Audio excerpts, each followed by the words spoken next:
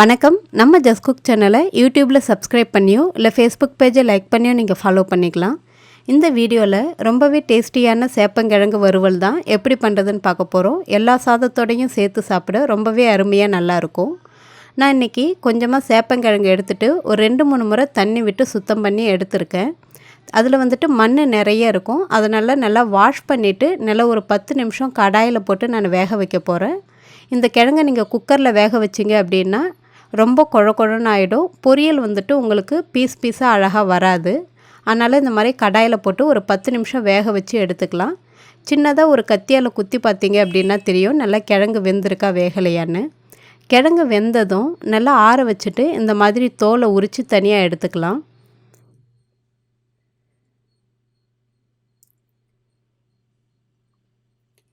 இப்போது இந்த உரித்த கிழங்குகளை நான் சின்ன சின்ன துண்டுகளாக நல்லா நீல வாக்கில் நறுக்கி எடுத்துக்கிறேன். நீங்கள் ரவுண்டு ஷேப்பு வேணுன்னா கூட நீங்கள் கட் பண்ணி எடுத்துக்கலாம்.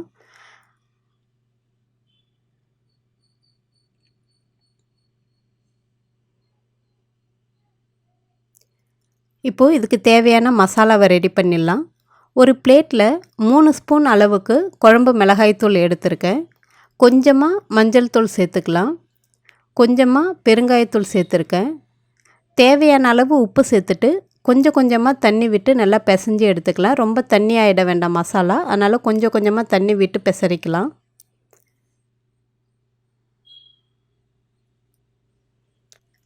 இப்போது மசாலா தயாராகிடுச்சு. இதில் ஒரு கொத்து கருவேப்பிலை சேர்த்துட்டு இது கூடவே நம்ம ரெடி பண்ணி வச்சுருக்கிற கிழங்கு துண்டுகளையும் சேர்த்து நல்லா இந்த மசாலாவில் ஊற வச்சு எடுத்துடலாம்.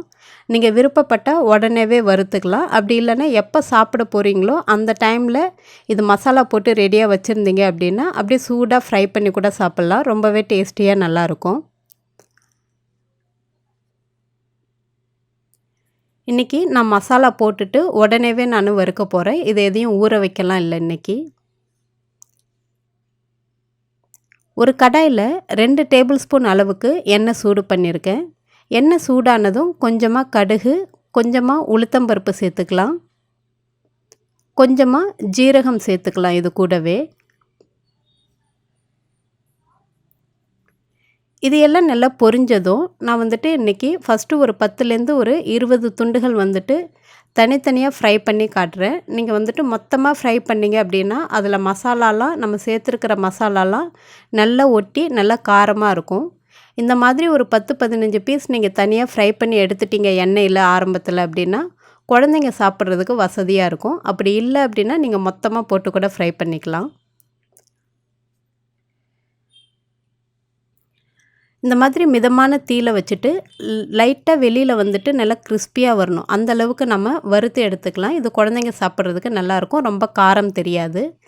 இப்போது நான் மீதி இருக்கிற மற்ற எல்லா கிழங்குகளையும் சேர்த்து நான் வறுக்க போகிறேன். இப்போது இந்த மாதிரி எல்லா கிழங்கு துண்டுகளையும் சேர்த்துட்டு அப்பப்போ எண்ணெய் விட்டு மிதமான தீயில் வச்சு நல்லா லைட் ப்ரௌன் கலர் வர வரைக்கும் நம்ம வறுத்து எடுத்துக்கலாம்.